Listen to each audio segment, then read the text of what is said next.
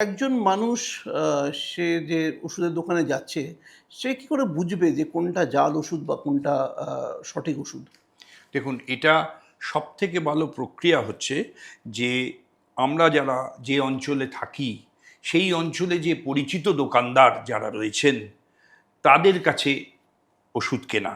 এখন কি হচ্ছে, আগেকার দিনে যেরকম বৈবাহিক সম্পর্ক হলে একটা পরিবারের সম্বন্ধে খবর নেওয়া হতো দাদা, সেরকমভাবে ওষুধের দোকানটা হঠাৎ ভুঁইফোড়ের মতো তৈরি হয়েছে এলাকায়, বা এলাকার কাছাকাছি কোনো বিভিন্ন রকম প্রভোকেশন সৃষ্টি করে কাস্টমারকে ডাকছে।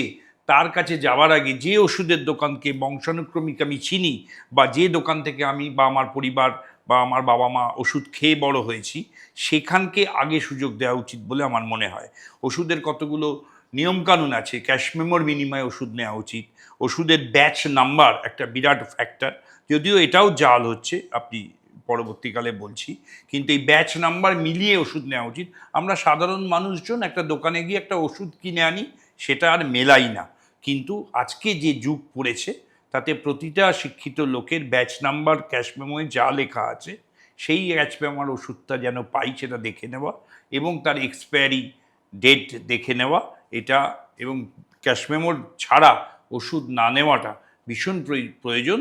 এবং পরিচিত দোকানের মধ্যে কাজ করার জন্য আমরা অনুরোধ করছি আর কি জনসাধারণকে।